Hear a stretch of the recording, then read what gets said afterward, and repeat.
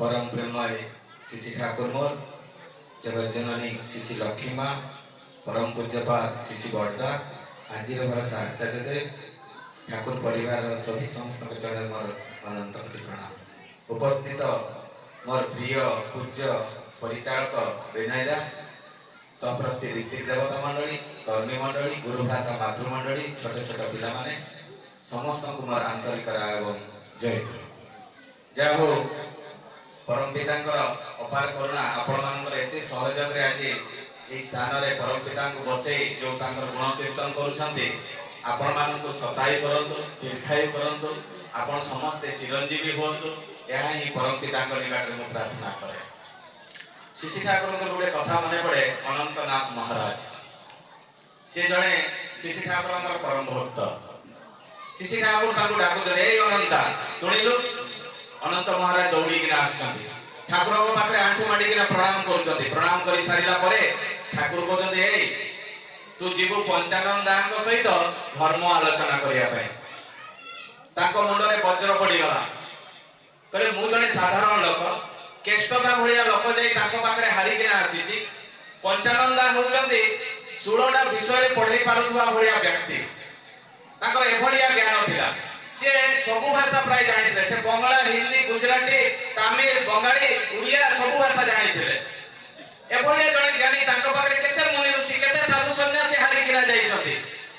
सहित आलोचना करेंगे श्री ठाकुर जड़े परम भक्त अनंत महाराज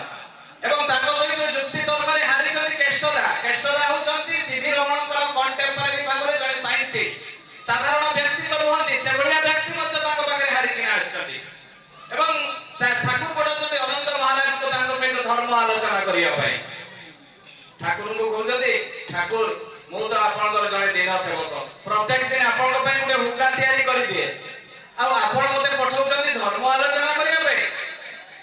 अनंत महाराज मना करूना ठाकुर कथार कि दुर्बलता जो ज्ञान गाड़ीमाटा को सी ठाकुर पाखे प्रकाश कर जड़े मूर्ख मनीष कि पंचानन दास सहित धर्म आलोचना करने एटा ठाकुर पाखे से प्रकाश कर मना करूना ठाकुर कहते तू जानी स्वामी विवेकानंद चिकागो जाइए एवं सेठाने धर्मसभा प्रथम ब्रदर एंड सिस्टर कहते केते 2 मिनिट बंद ताली पड़ीला एवं जेतेबेले विभिन्न जगह से अमेरिका रे भाषण देला परे जे जेतेबेले आसीले गोटे पेंटर पाखो पेंटर को कहले मुझे अमेरिका रे जो स्पीच देथिले तार दिके मते टिके फोटो चित्र करिकिना देलु पेंटर तैयारी कर जेतेबेले स्वामी विवेकानंद को फोटो चित्र करिकिना देला देखिला बेले साइड रे रामकृष्ण ठाकुर को फोटो अछि स्वामी विवेकानंद आश्चर्य गले से पेंटर को कहले ए जो फोटोटा तैयारी करथुलु ए पाखरे जहा मो पाखरे जे ठिया छै ताकू केबे तू देखिछु से कहले हां से पर ठिया आइ स्टेज पर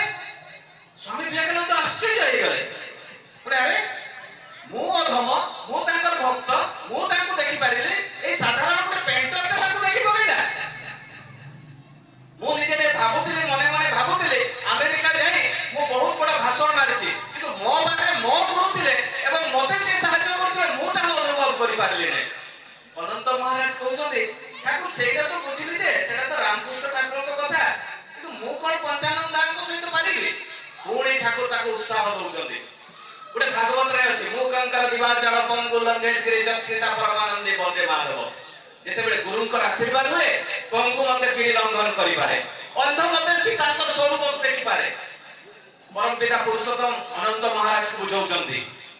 एवं कहउछथि भूपेंद्र कुमार घोष 2 वर्ष वाला दीक्षा लेछि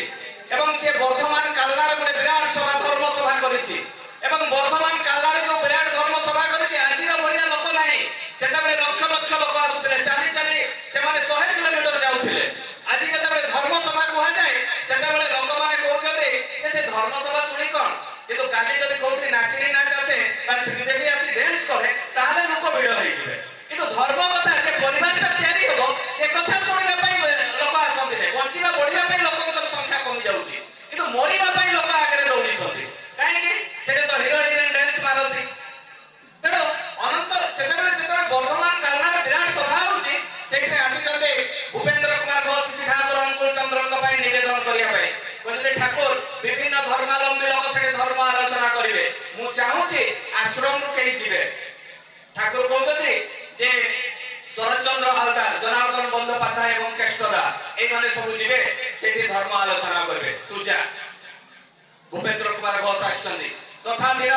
আরম্ভ হয়েছে ধর্মসভা। বিভিন্ন ধর্মাবলম্বী বৌদ্ধিস্ট, খ্রিস্টান, জৈন বিভিন্ন ধর্মাবলম্বী কেতে বেদ বেদান্তর কথা কই চালিছন্তি। সে সময় দেখা যাইছে যে সৎসঙ্গ আর কেহি যাই নাহাନ୍ତି। ভূপেন্দ্র কুমার ঘোষ দেখুଛନ୍ତି যে জনার্দন বন্দ্যোপাধ্যায় নাহাନ୍ତି, শরৎচন্দ্র হালদার নাহাନ୍ତି, কেষ্টদা কেহি নাহাନ୍ତି। যেତେବେଳେ এই ଜିନିଷ ଗୁଡାକ ଦେଖୁଛନ୍ତି ସେତେବେଳେ ତାଙ୍କ ଆଖିରୁ ଲୁହ ବଢିଗଲା। ଠାକୁର କଥା ଦେଇଥିଲେ, କଥା ଦେଇ କଥା ରଖିଲେ ନାହିଁ, ଗୋ ବିଟୁଇନ କଲେ।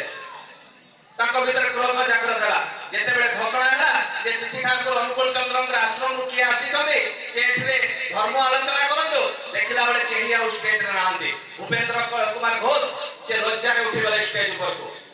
ଉପରେ ଉଠି ଶ୍ରୀ ଠାକୁରଙ୍କ ବିଷୟରେ କହି ଚାଲିଲେ। ଏଇଭଳିଆ କହୁ କହୁ 3 ଘଣ୍ଟା କହିଦେଲେ। ପ୍ରତ୍ୟେକ ଲୋକଙ୍କୁ ଅଧା ଘଣ୍ଟା ସମୟ ଦିଆଯାଇଥିଲା, କିନ୍ତୁ ଭୂପେନ୍ଦ୍ର କୁମାର ଘୋଷ 3 ଘଣ୍ଟା କହିଲେ। କହି ସାରିଲା ପରେ ତାଙ୍କ ଭିତରେ କ୍ରୋଧ ଥାଏ ଠାକୁରଙ୍କ ପ୍ରତି। କାହିଁକି ଠାକୁର ତ ଜବାବ ଦେଇଥିଲେ ଆସିବା ପାଇଁ, କିନ୍ତୁ ସେ ଆସିଲେ ନାହିଁ। ତେଣୁ ତାଙ୍କ ଭିତରେ ଯୋଉ କ୍ରୋଧଟା ସେ କଣ କଲେ, ସେ ବର୍ତ୍ତମାନ କାଲନାରୁ ଟ୍ରେନ ଧରି ଦେଓଘରକୁ ପଳେଇ ଆସିଲେ। ଆସିକିନା ଠାକୁରଙ୍କୁ ଗାଳି ଦେବେ। କାହିଁକି କଥା ଦେଇ କଥା ରଖି ଜାଣେ, ଆପଣ ମୋର ଗୁରୁ ହେଇଛନ୍ତି, କିନ୍ତୁ ଆପଣ କହିଥିଲେ ଯେ ସେଠି ଧର୍ମସଭାରେ ପଠେଇବା ପାଇଁ, କିନ୍ତୁ ଆପଣ କଥା ଦେଇ କଥା ରଖିପାରିଲେ ନାହିଁ। ତେଣୁ ସେ ରାଗିକିନା ଆସିଛନ୍ତି ଠାକୁରଙ୍କୁ ଗାଳି ଦେବେ ବୋଲିକିନା। ଯେତେବେଳେ ଠାକୁରଙ୍କୁ ପ୍ରଣାମ ଦେଇ କିଛି କହିବା କଥା କହୁଥିଲେ, ଏଇ ତୁ ପରା 3 ଘଣ୍ଟା ଭାଷଣ ଦେଲୁ, କେତେ ଭଲ ଲାଗିଲା। ଭୂପେନ୍ଦ୍ର କୁମାର ଘୋଷ ଯୋଉ ରାଗିଥିଲେ ତାଙ୍କ ରାଗଟା କମିଗଲା।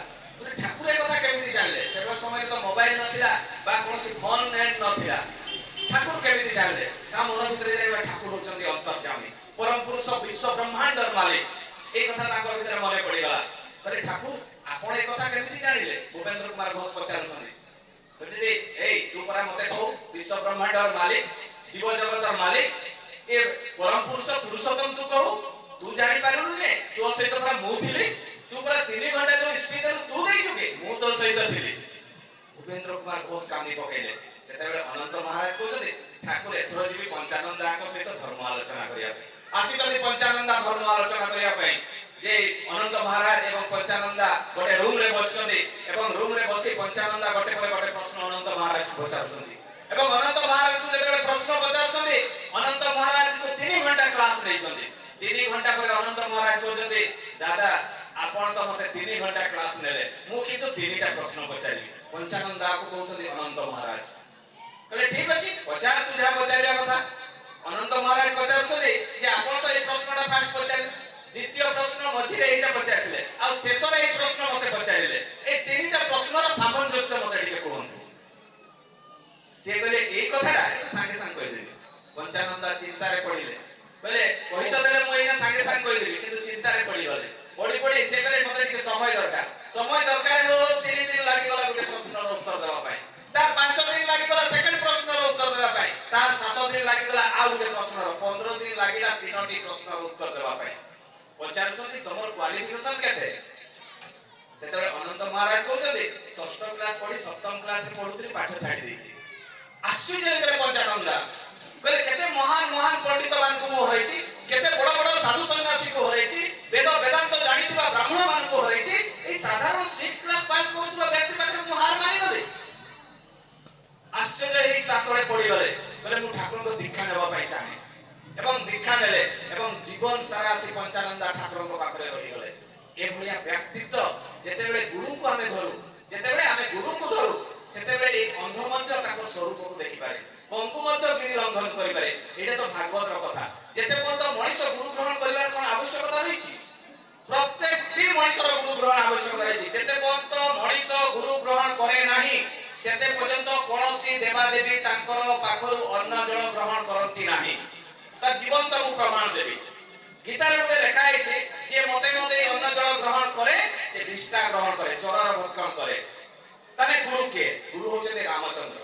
ଗୁରୁ ହଉଛନ୍ତି କୃଷ୍ଣ, ଗୁରୁ ହଉଛନ୍ତି ଯୀଶୁ, ମହମ୍ମଦ, ରସୁଲ, ଚୈତନ୍ୟ ମହାପ୍ରଭୁ, ଶ୍ରୀ ଠାକୁର ଅନୁକୂଳ ଚନ୍ଦ୍ର। ଆମେ ଠାକୁର ଅନୁକୂଳ ଚନ୍ଦ୍ରଙ୍କ ବିଷୟରେ କିଛି ପ୍ରମାଣର ଆବଶ୍ୟକତା ନାହିଁ। ମହାଭାରତର ଆମେ ଯୋଉ ଅନୁଶାସନ ପର୍ବ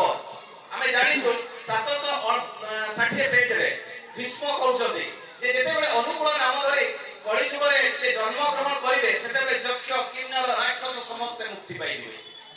କୈବର୍ତ୍ତ ପୁରାଣରେ ଲେଖା ହେଇଛି 98 ପେଜରେ କୈବର୍ତ୍ତ ପୁରାଣରେ ଲେଖା ହେଇଛି ଯେ जे अनुकूल नाम धरिक आसबे देश विदेश बहुत लोक आसबे एवं ताकू पूजा करबे मालिकारे लेखा है बहुत विभिन्न जगह लेखा है विष्णु सहस्र नाम जो आमे कैसे को जाउ सेठी ठाकुरकर नाम लेखा है ताको प्रमाण देबा पाई पड़िबो जे श्री ठाकुर अनुकूल चंद्र से जे होजि कृष्ण राम जीसु मोहम्मद रसूल चैतन्य महाप्रभु ओटा प्रमाण देबा पाई पड़िबो नै मनीष मानक भितरे आज होउछि कलुषित होई जाइछि तेणु कौन गुरु ग्रहण करबार आवश्यकता रही गुरु गीता लिखा रूप वेद लिखा यजुर्वेद लिखा कौन लिखा शिव पार्वती दिन बसी था पार्वती प्रश्न कर प्रभु मनीष विभिन्न देवादेवी को पूजा करुच्ची गोटे देवादेवी को पूजा कले कौन सब देवादेवी पूजा पाइबे नहीं स्वयं प्रभु शिव कहते कहले जन को पूजा कले समस्त पूजा पाइबे तारे प्रभु किए मते टिके जणातु पार्वती कौन जानि नाथि जानिछ किंतु कहा पई पचारले ए मनीष मानक प्रतिनिधि हिसाब रे प्रश्न करूछन्ती शिव शिव कौन कहले जे गुरु ब्रह्मा गुरु विष्णु गुरु देव महेश्वर गुरु साक्षात परम ब्रह्म तै श्री श्री गुरु नाम गुरु गीता रे लिखा है रूप वेद रे लिखा है तारे कौन लिखा है जे गुरु को पूजा करे ब्रह्मा भी पाइबे विष्णु भी पाइबे महेश्वर भी पाइबे एवं तारे गुरु के जहांको पाखरे परम ब्रह्मर ज्ञान थे परम ब्रह्म माने ए सृष्टि रो तत्त्वर ज्ञान जहा पाखरे थाए सिए ही गुरु पूरी पार्वती प्रश्न करछन्ती प्रभु कहार मंत्र जप करिवो सेते बेले स्वयं शिव कहउछन्ती मंत्र मूल्यम गुरु वाक्यम रूप वेद रे लिखा है गुरु गीता रे लिखा है एपटो सेपटो कोनसी जिंस आलोचना मु करू नै प्रत्येक जिनिस पुराण शास्त्र रे अछि आमे अंध भलिया पूजा करू करे आमे अंध भलिया सेठी शिव अछन्ती दुर्गा अछन्ती काली अछन्ती गणेश अछन्ती गोटे जगह रे भोग दो गोटे जगह रे धूप लगो गोटे जगह रे पानी दो से ओइठा गुडा को समस्त खांती एई गुडा होछि वास्तु दोष जहां घरे 50 टा भगवान अछन्ती एवं गोटे जगह रे भोग दिया जाय ता घरे अनिष्ट ही अनिष्ट हुए केबे भी ता घरे सुख शांति मिले ना तेणु सेठी पे जे लिखा है गुरु गीता एवं रूप वेद रे कोन लिखा हला जे लिखा हला जे मंत्र मूल्य गुरु वाक्य गुरु जहां मंत्र देइथिले सेईटा को ही जप करबा कथा रूप वेद रे लिखा है गुरु गीता रे लिखा है ताने श्री ठाकुर को मंत्र देले राधा नाम ए राधा नाम दा आज देखबे YouTube खुलबे मुनि ऋषि साधु सन्यासी प्रेमानंद जाबी से राधा नाम ही जप करछन्ती ठाकुर कोनोसी जिनिस एपटू सेपटू देई नांती प्रत्येक विधान से शास्त्र मतरे देइछन्ती वेद वेदांत उपनिषद शास्त्र एगुडा करू देइछन्ती एपटू सेपटू कोनोसी नै राधा सहित दुईटा नाम ऐड करछन्ती ठाकुर जोटा ए कली जुग पे आवश्यकता रहिछि ताले आजिर जो प्रवचक माने जो नाम जप करछन्ती सत्संगी माने सेम से नाम जप करछन्ती आमे प्रत्येक दिन कृष्ण नाम जप करू समस्त कोनते एटा गुटे जयगुरु संस्था एटा गुटे अनुकूल संस्था एटा गुटे कोन गुटे सत्संग संस्था ए गुटे समस्त कोनते मार्केट मु सुनिछि एटा कोनसी अनुकूल जयगुरु संस्था नुहे प्योरली श्री ठाकुर अनुकूल चंद्र जी कृष्ण से सेई रामचंद्र आमे सत्संगी माने समस्त कृष्णकर नाम जप करू केते बेले करू सकाळे भी संध्या भी कोन करू जय राधे राधे कृष्ण कृष्ण गोविंद गोविंद बोलरे करू ना ताले हम कहार नाम लेलु कृष्ण का नाम है ना ताले सत्संग प्योरली सनातन धर्म को पालन करे प्योरली सनातन धर्म को पालन करे निज जीवन चरित्र रे पूरी जते बडे हमें सतरुका पाठ करू सतरुका बहुत लोग जानि नाहंती मु अक्रदी मु माने निरल सला कोठु आसीची गीता रो आसीची मु अक्रदी क्रोध विषय रे अर्जुन को बुझाई दिले श्री कृष्ण अमानी विषय रे बुझाई दिले कृष्ण का को अर्जुन को ताले एटा आसला कोठु गीता रो ताले ठाकुर कोन एपटु सेपटु देले प्रत्येक जिनिस वेद वेदांत शास्त्र पुराण उपनिषद देले आमे जो गुरु वंदना करू मन्नाथ श्री जगन्नाथ मधुर श्री जगतगुरु एटा कोठु आसला यजुर्वेद रो आसीची एटा कोठु आसला सब गुरु वंदना यजुर्वेद और रूप वेद रो आसीची कोनोसी जिनिस एपटु सेपटु नै एटा कोनोसी जयगुरु संस्था नुहे स्वयं नारायणकर संस्था स्वयं विष्णु स्वयं गोष्ठी एठी हम सम्मुख रे श्री ठाकुर ब्राह्मण कुल रे जन्म ग्रहण करिथिले हमें समस्त जानिछु ब्राह्मण माने प्रत्येक दिन शालग्राम पूजा करथि शालग्राम गुटे पत्थरडा हमें समस्त जानिछु शालग्राम रे चंदन एवं तुलसी पत्र दे पूजा करिवा कथा आपण जो माने देवघर को जिवे वेद भवन रे शालग्राम अछि प्रत्येक दिन पूजा हुए शालग्राम पूजा एवं से प्रत्येक दिन अग्निहोत्री पूजा हुए ब्राह्मण माने अग्निहोत्री पूजा करथि श्री ठाकुर अग्निहोत्री पूजा करथि होम यज्ञ करथि प्रत्येक दिन हुए वेद भवन जो माने देवघर को जाइछथि से ने जानिछथि जो चैतन्य महाप्रभु हरे कृष्ण कृष्ण कृष्ण हरे हरे हरे राम राम राम हरे हरे ए जो महामंत्रटा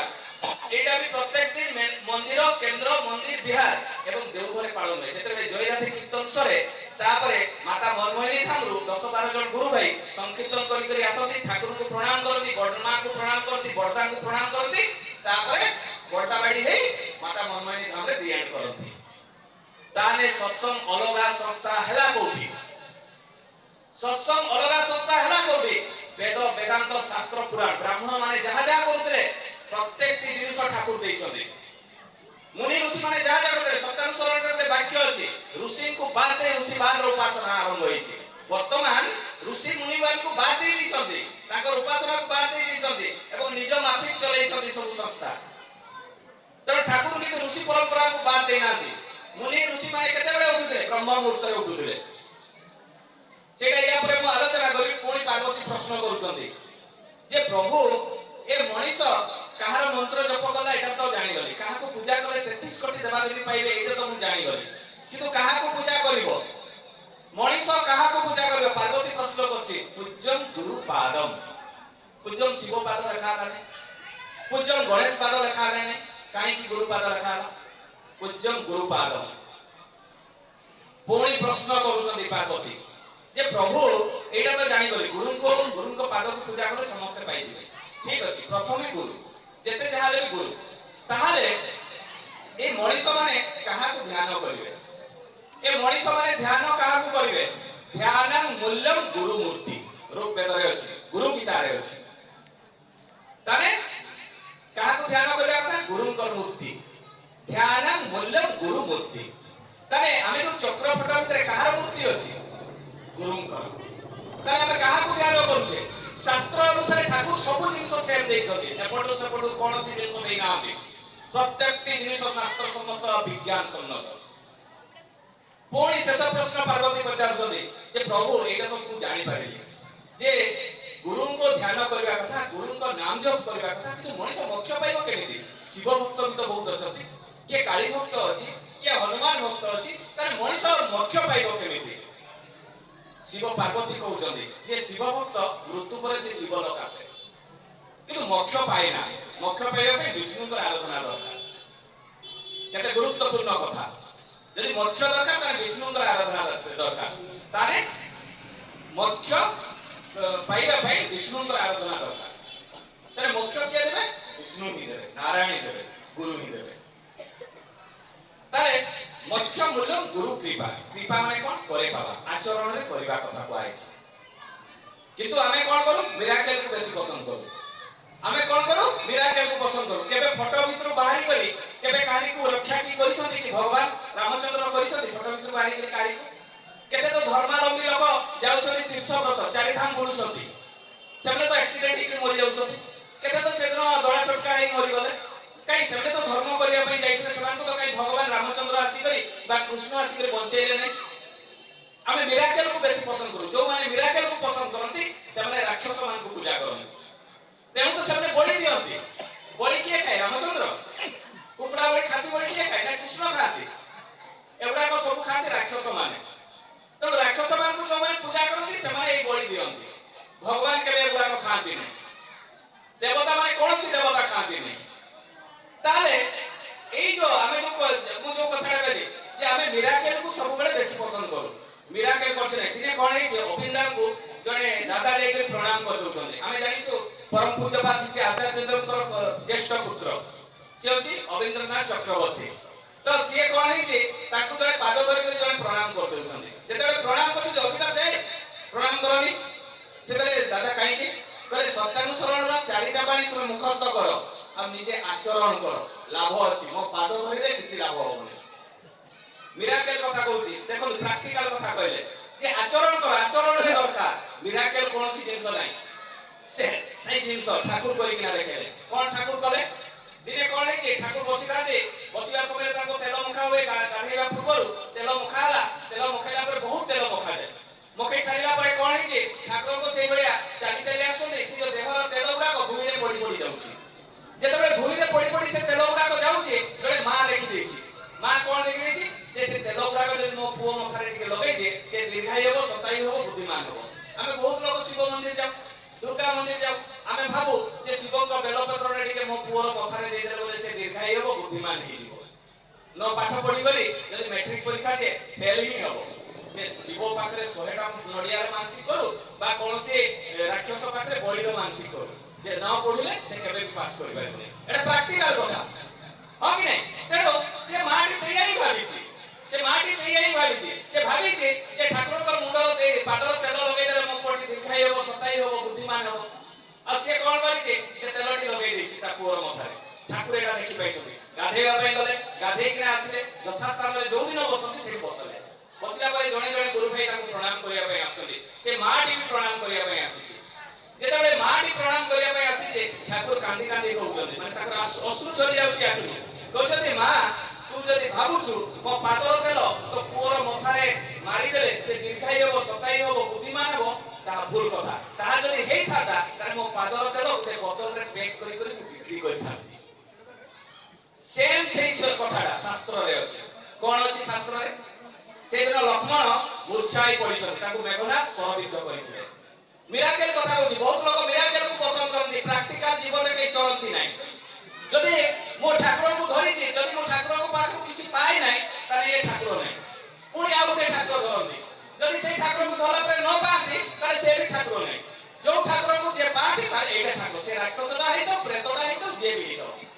जे देला से ठाकुर जे न देबो से ठाकुर नाही हमर एही मेंटालिटी हे ଯାଇଛି रामायण रो गोटे कथा जेतेबे सरबित होई जदि लक्ष्मण सरसज्जार पड़ले तळे पड़ी जाइछन मूर्छाई गली ताको सरबित किए गले मेघनाथ इंद्रजीत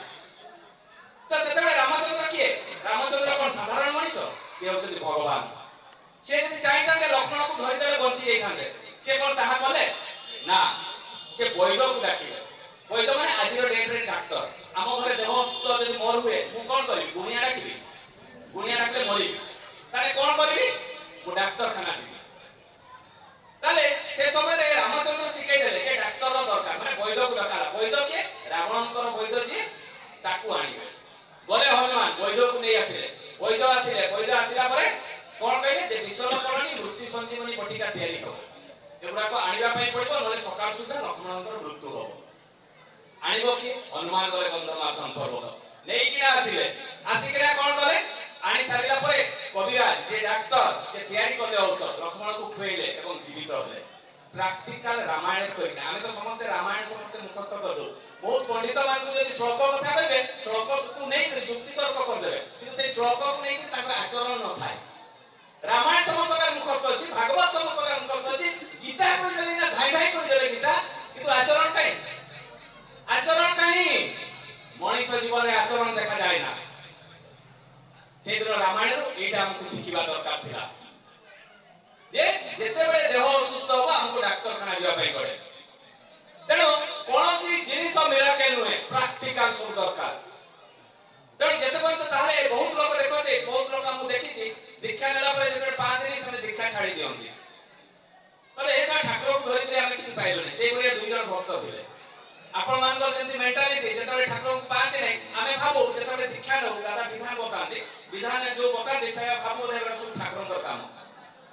आज टीवी रे बहुत बड़ा मेडिटेशन देखा होची बहुत जन को कहला जे ओम उच्चारण करबा आखि बुझी किना लोक माने करू छथि मेडिटेशन बहुत माने देखा जाउची YouTube रे जे बहुत लोक माने बा गुरु माने कहउछथि जे पॉजिटिव कथा को नेगेटिव को चिंता करो नै एटा सब सकाळ उठी ना सब चालीची मेडिटेशन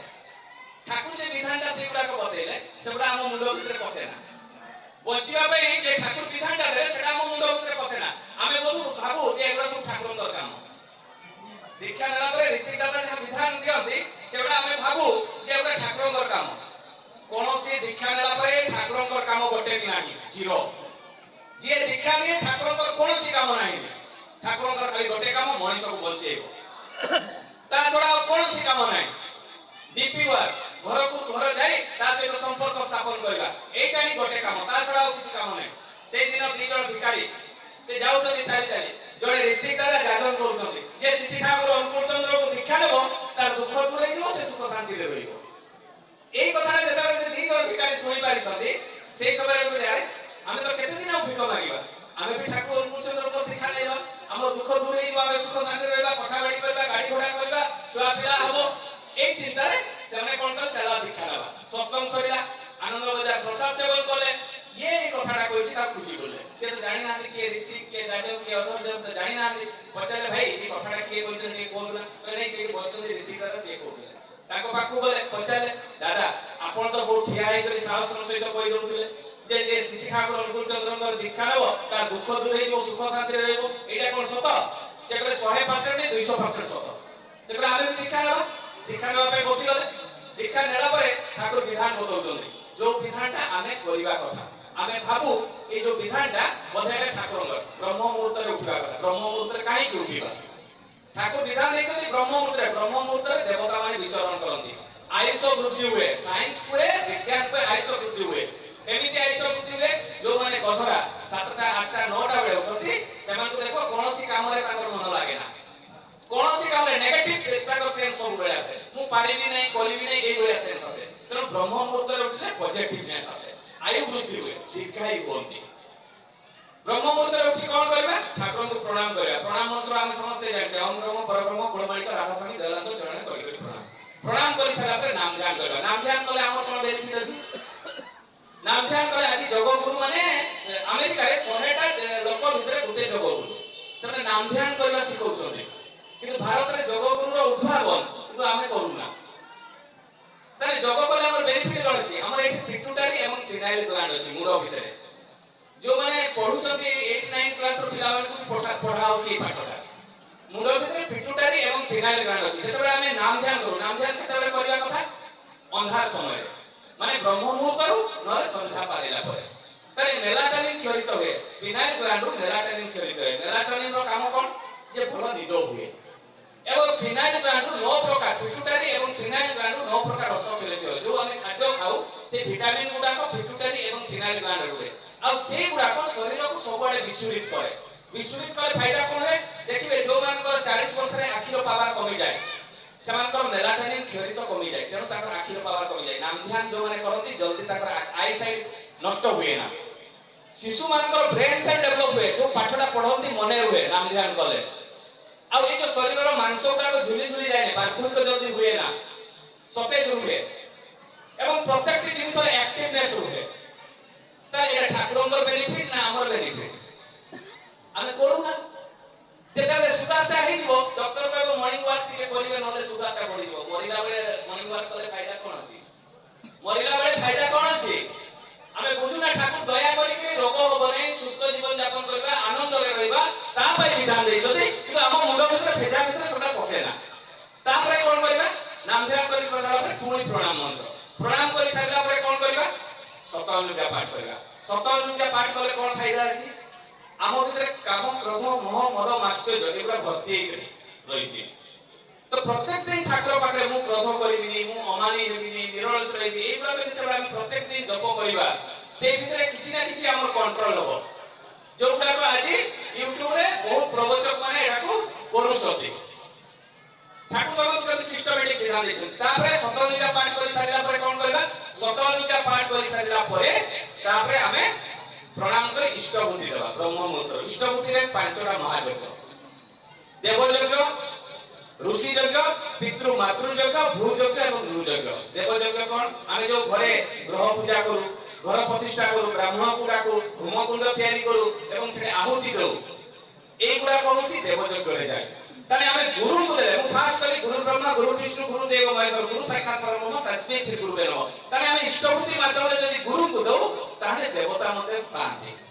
पुणी के पाती सेकंड होची ऋषि यज्ञ माने मोर गोत्र होची आत्रेय गोत्र मु ब्राह्मण पिला मोर गोत्र होची आत्रेय गोत्र तर मोर आत्रेय गोत्र जे ऋषि से भी पाती मु गुरु को देले एवं ऋषि प्रतिम जेते अछथि पृथ्वी रे से माने मते पाती तापर होची पितृ मातृ यज्ञ माने कोन मु जदि इष्ट बुद्धि दे मो बापा ताको बापा ताको माने तीन पुरुष बंद प्रत्येक दिन पाती मो मां ताको मां माने तीन पुरुष बंद पाती प्रत्येक दिन तापरे कोन छि नृ यज्ञ माने अतिथि देव भव घर को जदि भिखारीटा भी आसे ताले ताको अतिथि भाबी सेवा करबा एटा छि नृ यज्ञ तेणु आमे गुरु को देले से गुडे अतिथि मादर मध्ये पाते एवं भूत यज्ञ माने कोन भूत यज्ञ माने होछि हमर गाई गोरु छेड़ी मेढा ए सब जते कीट पतंग समस्त पाते ताले एई गुडा करबा होछि धर्म समस्त को सेवा करबा दान करबा धर्म गोटे तो आमे दान करि परबा नै गरीब लोक दा लुगा पड़ा दान करली बहुत मारवाड़ी लोक आपण माने देखि दिबे कि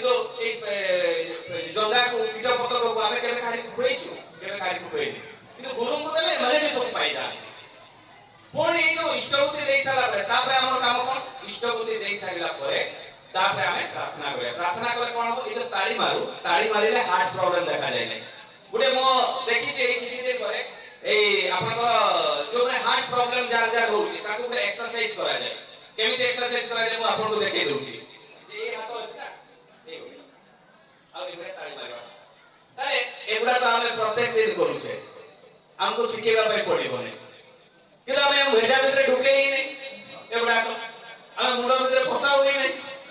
কাই কি করিবা এটা তো ঠাকুরଙ୍କର কাম আমি ভাবু ওটা সব ঠাকুরଙ୍କର কাম ভাবু আমি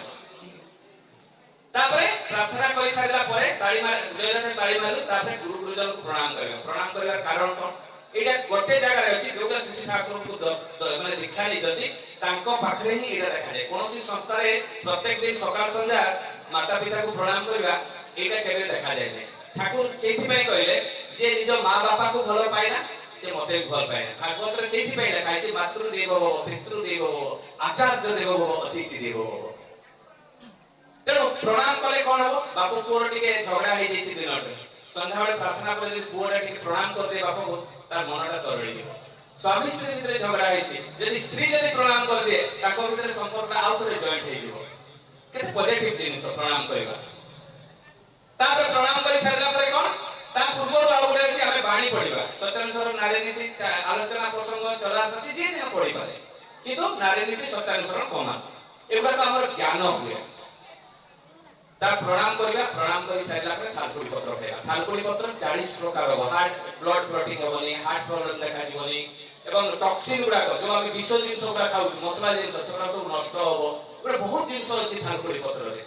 ତାପରେ ସବାସନ ଏକ୍ସରସାଇଜ ତାହେଲେ ଏତିକି ଜିନିଷ କଲେ ଆମେ ସୁସ୍ଥ ରହିବା କି ନାହିଁ କିନ୍ତୁ ଆମେ କରୁନା ତଥାକଥିତ ଏଇ ଯୋଉ ପରମ୍ପରା ଆମେ ଦେଖା ଶିଖା ଯୋଉ ଅଛି ଏଇ ଗୁଡାକରେ ଆମେ ଚାଲୁ ତଥାକଥିତ ଯୋଉ ପରମ୍ପରା ଗୁଡାକରେ ଚାଲୁ ଆମେ ଯେତେବେଳେ ଠାକୁରଙ୍କ ଉପରେ ଆମର ବିଶ୍ୱାସ ଅଛି ନା କିଛି ଲାଭ ହୁଏ ନା ଠାକୁରଙ୍କୁ ଛାଡି ଆମେ ରାକ୍ଷସ ପୂଜା କରୁ ବହୁତ ଲୋକ ସେଇଭଳିଆ ମୁଁ ଦେଖିଛି ବହୁତ ଲୋକ କଣ କରନ୍ତି ମାଛ ମାଂସ ବି ଖାଆନ୍ତି ମନୁ ସଂହିତାରେ ଗୋଟେ କଥା ଲେଖା ହେଇଛି ଯୋଉମାନେ ସ୍ୱସ୍ଥନି ନେଇନାହାନ୍ତି ଗୁରୁତ୍ୱ ଭାବରେ ଦେଖେ ଶାସ୍ତ୍ର ସମ୍ମତ କଥା ଗୁଡାକ କହୁଛି ମନୁ ସଂହିତାରେ ଲେଖା ହେଇଛି ଯକ୍ଷ ରକ୍ଷ ପିଶାଚେଣ ଭକ୍ଷେଣ ମାଂସ ସୁରାପାନ কোন লেখা হলা যক্ষ রক্ষ পিশাচেণ ভক্ষেণ মাংস সুরাপান মনু সংহিতারে লেখা আছে তাহলে মাংস কে খায় যক্ষ মানে খায় রক্ষ মানে রাক্ষস মানে খায় আর কে খায় পিশাচ মানে তাহলে এই তিনটা ভিতর আমি কে আমি যক্ষ না রক্ষ না রাক্ষস না পিশাচ আমি ভাবো মাছ মাংস খাইলে বলে আমার বেশি তাকত হবো যেতেবেলে কোଣାର୍କ মন্দির তৈরি হলা সেতেবেলে কোন জেসিপি ଥିଲା না সেই যে পত্র গুড়াক বাঘ মাধ্যমে আমি উঠাইছিলে বাঘ কোন এত বড় বড় পত্র উঠাই থাকা কোଣାର୍କ মন্দির যেতেবেলে তৈরি হলা নৌকারে আসিলা হাতি মাধ্যমে দৌড়ি বাঁধি টেকিকিনা উঠাগলা মানে হাতির আয়ু কেতে হাতির আয়ু 70 বর্ষ বাঘর আয়ু কেতে গুগলে সার্চ করবে বাঘর আয়ু কেতে 25 ରୁ 30 বর্ষ বাঘ কি খায় মাংস খায় হাতি কোন খায় ডাল পত্র খায় তাহলে আয়ু কার অধিক আমি ভাবু মতে মাংস খাইলে বেশি শক্তি হবো মাংস খাইলে মোর আয়ু বৃদ্ধি হবো মাংস খাইলে মতিভ্রষ্ট হুয়ে এই ভিতরে সব রাক্ষস মানে বাস করନ୍ତି এই যে প্লেন চলাନ୍ତି এরোপ্লেন যে মানে চলাନ୍ତି 72 ঘন্টা পূর্বରୁ তাଙ୍କୁ ପିଆଜ ରସୁଣ ଖାଇବା ମନା କରାଯାଏ କାହିଁକି ମନା କରାଯାଏ যে এইଥିପାଇଁ ଯୋଉ ডিসিশনটা ସ୍ୱାତ୍ବିକ ଆହାର କରୁଥିବା ବ୍ୟକ୍ତି ନେଇ ପାରେ ମାଛ ମାଂସ ପିଆଜ ରସୁଣ ଖାଉଥିବା ବ୍ୟକ୍ତି ସେ ডিসিশনଟା ତାକୁ 5 ସେକେন্ড ଲାଗିବ ଯୋଉ ডিসিশনটা 1 সেকেন্ডରେ ସ୍ୱାତ୍ବିକ ଆହାର କରୁଥିବା ବ୍ୟକ୍ତି କରିବ ମାଛ ମାଂସ ଖାଉଥିବା ବ୍ୟକ୍ତି 5 ସେକେন্ড ଲାଗିବ ତେଣୁ ତାଙ୍କୁ ମନା କରାଯାଏ ସେ ତ କୌଣସି ଦୀକ୍ଷା ନେଇ ନଥାନ୍ତି ସାଇନ୍ସ ବି କହୁଛି ତାହେଲେ ଚିନ୍ତା କରନ୍ତୁ ବିଜ୍ଞାନ ବି କହୁଛି ମାଛ ମାଂସ ଖାଇବାରେ ଦେହ କ୍ଷତି ଅଛି କିନ୍ତୁ ତାପରେ ବି ଆମେ ଖାଉଛେ ଯୋଉଟାରେ ମଣିଷ ଶରୀରରେ କ୍ଷତି ଅଛି ସେଇଟାକୁ ଆମେ ସେବନ କରୁଛେ ଯେତେବେଳେ ଗୋଟେ ପଶୁ ମରିଯାଏ ଗାଈଟା ଯେତେବେଳେ ମରିଯାଏ ସେତେବେଳେ କଣ ହୁଏ ବେକରେ ଗୋଟେ ପଘା ପକାଯାଏ ତାକୁ ଭିକ୍ଷା କରିବା ପାଇଁ ପଠେଇ ଦିଆଯାଏ ଯେତେବେଳେ ଗାଈକୁ ଗୋଟେ ମରିଯାଏ ବାକି ଅଜାଣରେ ଗୋଟେ ମାରି ଦେଇଛି ତ ତାର ସୂଚି ହେବା ପାଇଁ ତାକୁ କଣ କରାଯାଏ ଯେ ବେକରେ ପଘା ପକାଯାଏ ସେ କଥା କୁହେନି ଖାଲି ଭିକ୍ଷା ମାଗେ ଦ୍ୱାର ଦ୍ୱାର ଗାଈର ଏମାଉଣ୍ଟ ଯେତେ ହେବ ହେଇ ସାରିଲା ପରେ ଘରକୁ ଆସେ ବ୍ରାହ୍ମଣ ତାକୁ ସୂଚି କରେ কিন্তু প্রত্যেক দিন যে আমি 1200 1500 1800 টাকার সব গুড়াক কিনি আনিকিনা ঘরে ভাজিকিনা খাউছে সেটা কোন ভগবান এই শরীর ভিতরে বাস করবে ଆମେ ତ ସଂସାର ତିଆରି କରିଦେଲେ ଏଇ ଶରୀରଟାକୁ, ତେଣୁ ବାସ କରିବେ କୋଉଠୁ? ତେଣୁ ଏଇ ସବୁ ବିଧାନ ସବୁ ଯେତେବେଳେ ରୀତିଟା ବତେଇଲେ, ସେ 2 ଜଣ ଭିକାରୀ ଗଲେ ଘରେ ପାଳନ କଲେ 5 ବର୍ଷ ଯାକ। 5 ବର୍ଷ ଭିତରେ ତାଙ୍କର କୌଣସି ଲାଭ ହେଲା ନାହିଁ। ଠାକୁର ଅନୁକୂଳ ଚନ୍ଦ୍ରକୁ ଧରିକିନା ତାଙ୍କର କିଛି ବି ଲାଭ ହେଲା ନାହିଁ। 5 ବର୍ଷ ପରେ ସ୍ୱାମୀ ଜଣକ କହୁଛି ଯେ ଭିକ୍ଷା ନେଇକି କିଛି ଲାଭ ନାହିଁ, ଆମର ତ କିଛି ଲାଭ ହେଲା ନାହିଁ। ଆମେ ଭାବିଥିଲୁ ସେ ରୀତିଟାର ସହ ଭାଣ୍ଡୁଆଟା ଗୋଟେ, ସେ ଗୋଟେ କହିଥିଲେ ତୁମେ ଦୀକ୍ଷା ନେଲେ ତୁମର ଦୁଃଖ ଚାଲିଯିବ, ସୁଖ ଶାନ୍ତିରେ ରହିବ, ଚାଲ ଠାକୁର ପାଖକୁ ଯିବା, ସବୁ ପଇସା ମାଗି କରି ଆଣିବା, ଏତେ ଇଷ୍ଟବୃତ୍ତି ଦିଆଯାଇଛି, ସବୁ ମାଗି କରି ଆଣିବା। ତା ସ୍ତ୍ରୀ କହୁଛି ଠିକ ଅଛି ଚାଲ ଯିବା। ସକାଳୁ ବାହାରିଲେ, ଠାକୁର ତ ଅନ୍ତର୍ଯାମୀ ପରମ ପୂଜ୍ୟ ପାଶିସି ବଡ଼ଦାଙ୍କୁ କହୁଛନ୍ତି, ସେତେବେଳେ ତ କମ୍ପ୍ୟୁଟର ସିଷ୍ଟମ ନଥିଲା, ରେଜିଷ୍ଟ୍ରି ସିଷ୍ଟମ ଥିଲା। ଠାକୁର ତ ଅନ୍ତର୍ଯାମୀ, ସେ କହିଲେ ଏଇ 2 ଜଣଙ୍କର ଯେତେ ଇଷ୍ଟବୃତ୍ତି ଅଛି 5 ବର୍ଷର ସବୁ ଆଣି ମୋ ପାଖରେ ଦିଅ। ସନ୍ଧ୍ୟା ସୁଦ୍ଧା ପରମ ପୂଜ୍ୟ ବଡ଼ଦା ଟିକେ ଆଣି ହିସାବ କରି ଠାକୁରଙ୍କ ପାଖରେ ରଖିଦେଲେ। ରଖିଲା ପରେ ଏ 2 ଜଣ ଯାଇକରି ପହଞ୍ଚିଛନ୍ତି। ଯେତେବେଳେ ଏ 2 ଜଣ ଯାଇକରି ପହଞ୍ଚିଛନ୍ତି, ଠାକୁରଙ୍କୁ ପ୍ରଣାମ କରୁଛନ୍ତି, କହିଲେ ସେତେବେଳେ ଠାକୁର ସେ ଗଣ୍ଠିରେ ପଇସାର ଗଣ୍ଠିଟାକୁ ଧରେଇ ଦେଲେ ସେ ଭିକାରୀ 2 ଜଣଙ୍କୁ। ସେ ସ୍ତ୍ରୀ ଜଣକ କହୁଛି ଆରେ ଠାକୁର ବୋଧେ ଅନ୍ତର୍ଯାମୀ, ସେ କେମିତି ଜାଣିଲେ ଯେ ଆମେ ପଇସା ଗୁଡାକ ମାଗିବା ପାଇଁ ଆସିଛୁ? ସେ ଠାକୁର ଅନ୍ତର୍ଯାମୀ। ଅନ୍ତର୍ଯାମୀ ହେଲେ ଆମର କଣ ହେଇଛି? ଆମେ ତ ଭିକ୍ଷା ନେଇକରି କିଛି ଲାଭ ହେଇନି, ଆମେ କାହିଁକି ସେ ସବୁ ଧନ୍ଦାରେ ପଶିବା? ଆମର ତ ପଇସା ପାଇଲେ ଚାଲ ପଳେଇବା। 2 ଜଣ ଯେତେବେଳେ ଉଠିକିନା ପଳେଇ ଆସୁଛନ୍ତି, ସେ ସମୟରେ ଠାକୁର ପଛଆଡୁ ଡାକିକିନା କହିଲେ, ଏଇ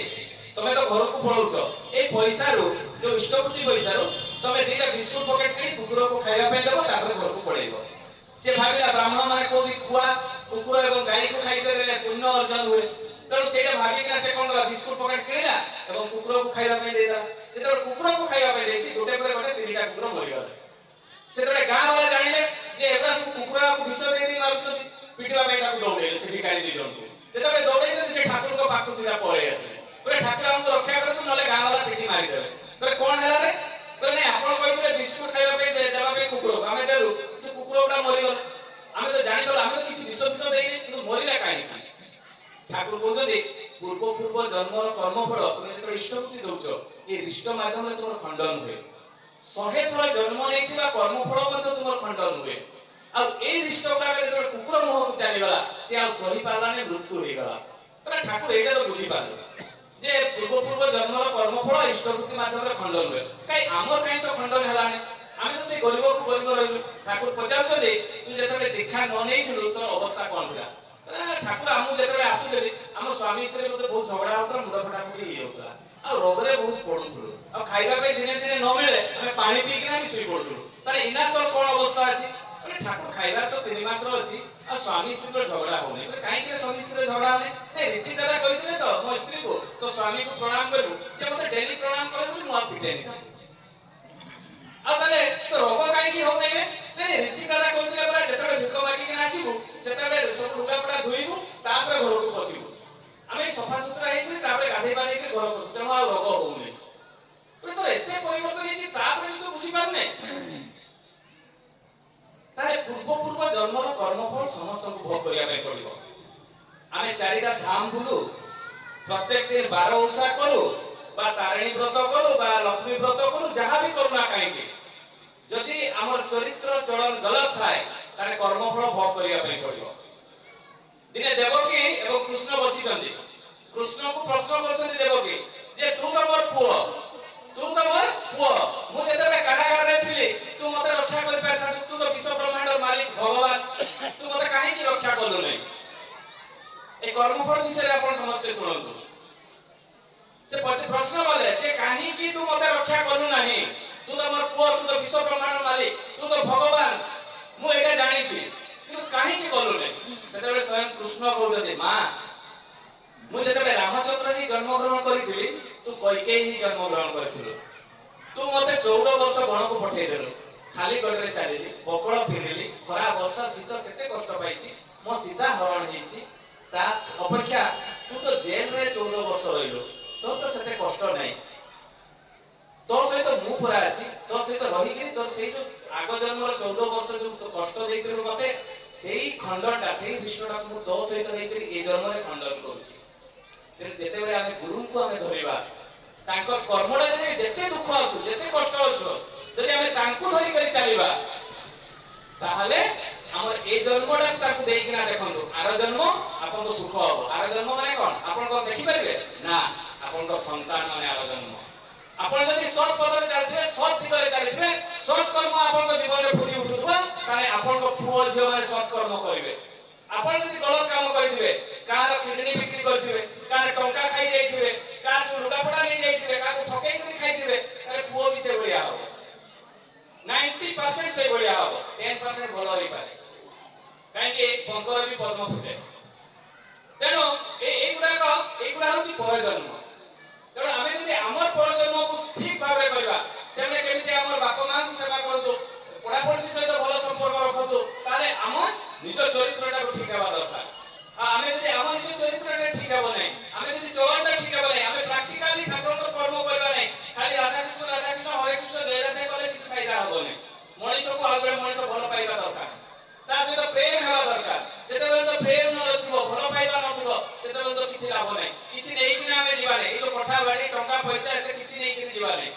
ଆମେ ଯାହା କର୍ମ କରିଥିବା ଚିତ୍ରଗୁପ୍ତ ସବୁ ଲେଖିକିନା ରଖୁଛି ସେଇଠି ସେ ତେଲରେ ଛାଣିବ ସେଇଠି କଣ୍ଟାରେ ପିଟିବ ଆଉ ସେଇଠି ଯାଇକରି କୀଟ ପତଙ୍ଗରେ ଜନ୍ମ ଦେଇଦବ। ଆମେ କେତେ ଭାଗ୍ୟବାନ ଜାଣିଛନ୍ତି ଯେ 40 କୋଟି ସ୍ପାନ ମୁରୁ 40 କୋଟି ସ୍ପାନ ଯୋଉମାନେ ସାଇନ୍ସ ପିଲା ଜାଣିଛନ୍ତି ଯୋଉମାନେ ଡକ୍ଟର ସେମାନେ ଜାଣିଛନ୍ତି ଆମ ମା ଗର୍ଭରେ 40 କୋଟି ସ୍ପାମ ଥାଏ। ସେଇ ସ୍ପାମରୁ ଆମେ ଜଣେ ଜନ୍ମ ହେଇଛେ ତାହେଲେ କେତେ ଭାଗ୍ୟବାନ ଆପଣ ଚିନ୍ତା କରନ୍ତୁ। এই ମଣିଷ ଜନ୍ମ ଥରେ ପାଇଛନ୍ତି ଏହାକୁ କେବେ ବି ବ୍ୟର୍ଥ କରନ୍ତୁ ନାହିଁ ନଷ୍ଟ କରନ୍ତୁ ନାହିଁ। ଯଦି ନଷ୍ଟ କରିଦେବେ ତାହେଲେ ଆଉ এই ଜନ୍ମଟା ମିଳିବାଟା କଷ୍ଟସାଧ୍ୟ। ତାହେଲେ এই যে ଶିକ୍ଷା ଟାଇମ ଲାଗିବ ଆଉ 10 ମିନିଟ୍ ଅଛି। ଠାକୁରଙ୍କର ଆଉ ଗୋଟେ କଥା କହି ମୋର ବକ୍ତବ୍ୟ ଶେଷ କରିବି। এই জীবন্ত কথা যে ଆମେ ସମସ୍ତେ ଜାଣିଛେ ଆମେ ସବୁବେଳେ ଭାବୁଛେ ଏଇଟା ମୋ ପୁଅ ଏଇଟା ମୋ ଝିଅ ଏଇଟା ମୋ ଟଙ୍କା ଏଇଟା ମୋ ପଇସା। ଦି ଜଣ ଜାମଶେଦପୁରର ଟାଟାର ବିରାଟ ଧନୀ ବ୍ୟକ୍ତି ସେମାନେ ଏଭଳିଆ ତାଙ୍କ ବିଜନେସ୍ ହେଲା ଯେ ସେମାନେ ଦିନକୁ ଦିନ ତାଙ୍କର ସବୁ ନଷ୍ଟ ହେଇଗଲା ବିଜନେସ୍। ସେମାନେ ବହୁତ ଗୁଣିଆ ବହୁତ ଗ୍ୟାରେଡି ବହୁତ ବିଭିନ୍ନ ଜାଗାରେ ସେ ଦେଖେଇଛନ୍ତି କିନ୍ତୁ ସେ ତାଙ୍କର ବିଜନେସ୍ ଆଉ ଡେଭଲପ ହେଇପାରିଲା ନାହିଁ।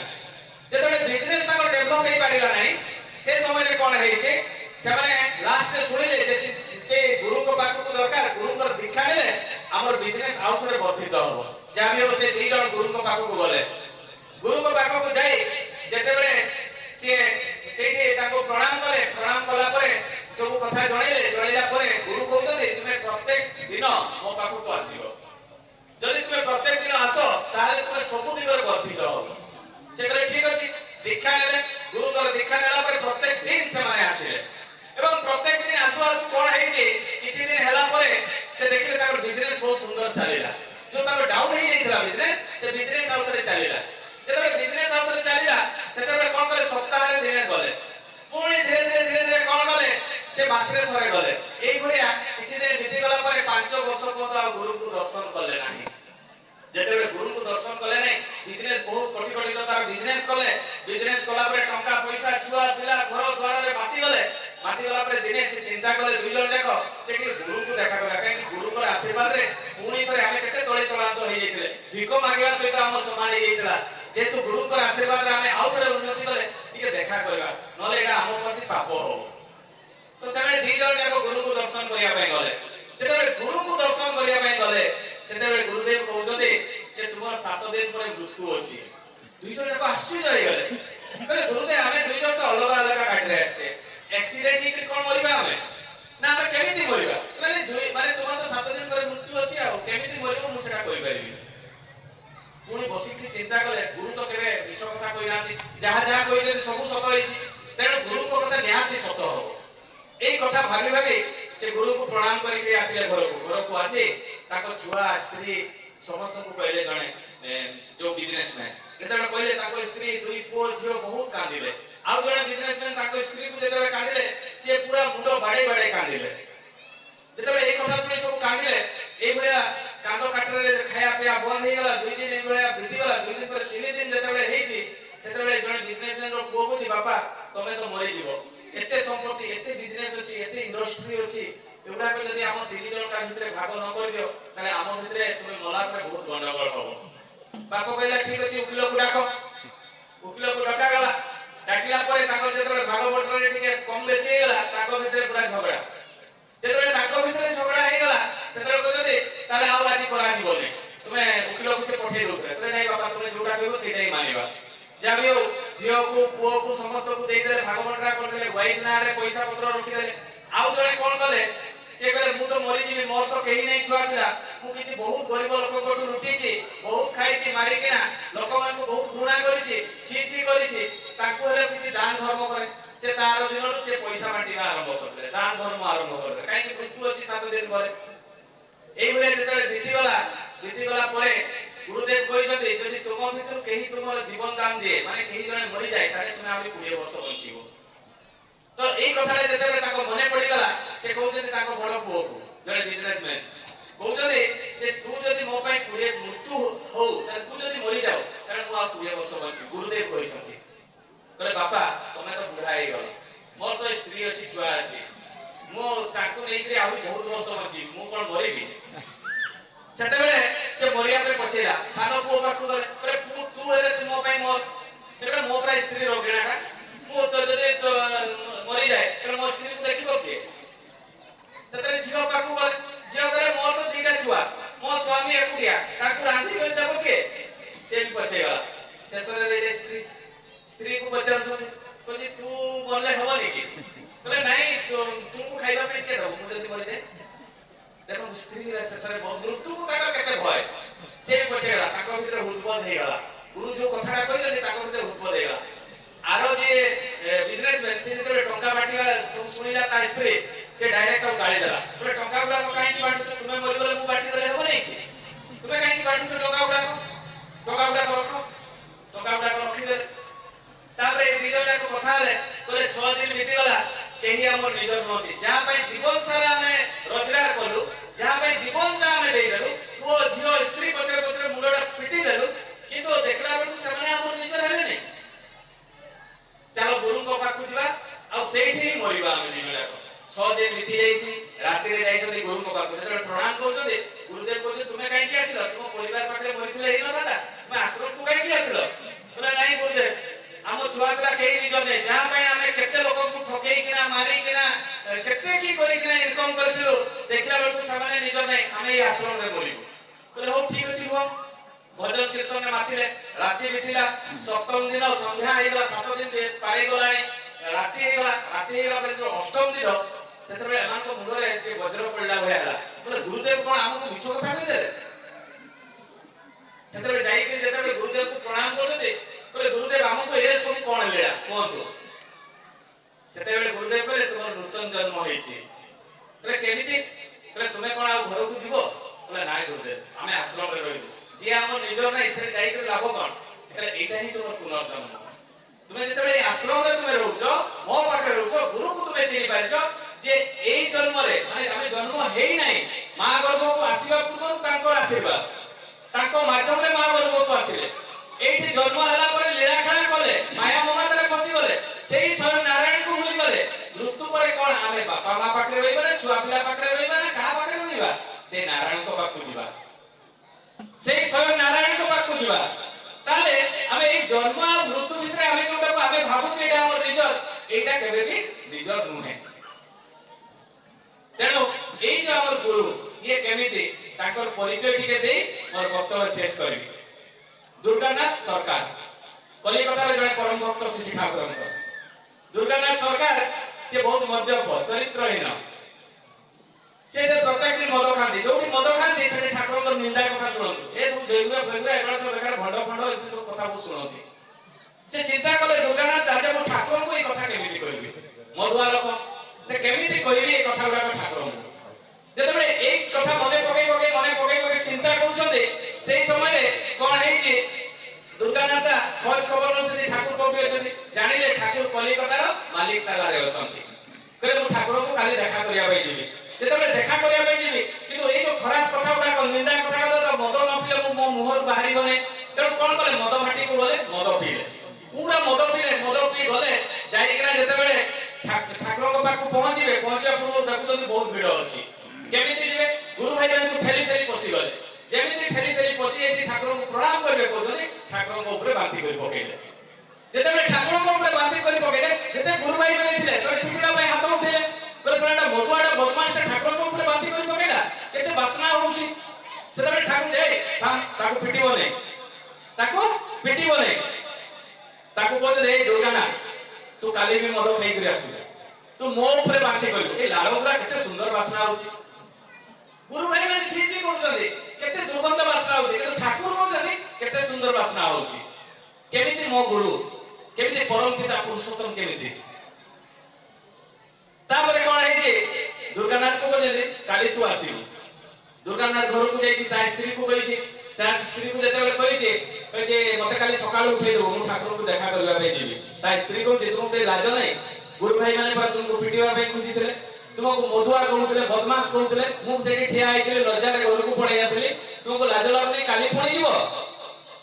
सेते बेले दुर्गानाथ कहउछथि केते गुरुत्वपूर्ण कथा आपण माने समस्त मने रखि थांतो ए कथा दुर्गानाथ कहउछथि मते सेना गुरु भाई माने पिटिवा पे हाथ उठैथिले गाड़ी देले ठाकुर तो मते भलो पांती केते गुरुत्वपूर्ण कथा आमे सत्संग रे जदी भाई भाई भीतर टिके गंडगोळ ही जाय मनमालिन ही जाय झगड़ा ही जाय ता दिन नष्टभूति आमे छाड़ दबा तारे दिन आमे सत्संग जीवा छाड़ी दबा तारे दिन आमे मंदिर जीवा छाड़ी दबा किंतु दुर्गानाथ दा कोन कहले जे मते ठाकुर तो दे हमर आदर्श के ठाकुर नवीन भाई आज ठिया आइते दिटा भलो कथा कहि दैछथि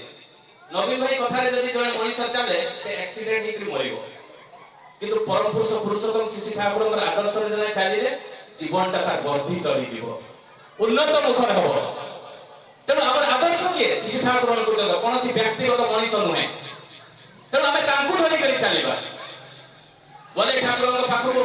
जेतेबे जाइसनी से मालिक तार जने मां को घरे थांती ठाकुर जेते कबाट ठक ठक करूछनी से मां जनक बाहरिले मां जनक जेतेबे बाहरिसती सेतेबे से कहउछती जे काली तो मैं आस्तिलो ना तो हां आस्तिले काली तुमे ठाकुरଙ୍କ ऊपर बाती करथिला ना हां बाती करथिल तो केटा काली ठाकुरଙ୍କ साइड गुडा को मु सफा करी मु निजे बाती करी पकेली तुमे आजी पुणी आसीछ पळा जल्दी करे मु तुम पाखु आसी मु ठाकुरଙ୍କ पाखु आसी ठाकुर पड़े गले करे ठाकुर पळेले माने देवघर को से ना हावड़ा स्टेशन रे थिबे दुर्गानाथ दा कालो विलंब कले नाही दुर्गानाथ दा कालो विलंब कले नाही ताकर आकुलता केते देखु ठाकुरଙ୍କ प्रति भलो पाइबा देखा करिया पय कालो विलंब न करी सीधा दौड़िले हावड़ा स्टेशन रे खोजुतनी ठाकुर पड़े आछले ठाकुर तो अंतर्जामी ट्रेन रे बसचदी बसिकरा से हातडा देखि ए दुर्गानाथ दा एखाने आसो दौड़िकरा दुर्गानाथ जेतबे जाउ चले ट्रेन छाडी देछि ट्रेन जेतबे छाडी देछि ठाकुर हातडा धरिकरा बढ़ाई देछथि एवं दुर्गानाथ दा भी हाथ बढ़ाई टाणी के ट्रेन रे बसई देछथि ट्रेन रे बसेला परे दुर्गानाथ दा को आउसी देवघर नै जाइछथि देवघर पहुंचला परे कहले तू डेली आंदो बाजार खाइबो आंदो बाजार खिया आरंभ होइछि मद खिया छाडी देछि ए भलिया किछि दिन परे जेतबे छाडी जाइछि से उडे भलो मनीष होई जाइछथि किछि दिन परे ताको सहप्रति ऋतिक रा पांछा दे दिया आइछि एई होजति श्री ठाकुरनको चंद्र प्रत्येक टी मनीष बोली कथा नै निर्जीव वस्तु पशु पक्षी कीट पतंग समस्त को श्री ठाकुर भलो पाते काहे कि से होजति विश्व ब्रह्मांडर मालिक जाबियो एठी जो माने अछंती समस्त सताई हुअन्तु दीर्घायु हुअन्तु समस्त ठाकुर को धरि चालन्तु एवं चेष्टा करन्तु केते केते ताकर नाम ध्यान करबा जो माने नाम ध्यान करबे ताकर केते बेनिफिट हो छुआ माने तो बहुत नाम ध्यान करबार अछि तेणु समस्त परम पिता को पाखरे मु आह्वान करछि जे समस्त सताई हुअन्तु दीर्घायु हुअन्तु सुखरे रहन्तु शांति रे रहन्तु एति कोइ वक्तव्य शेष करछि जय गुरु।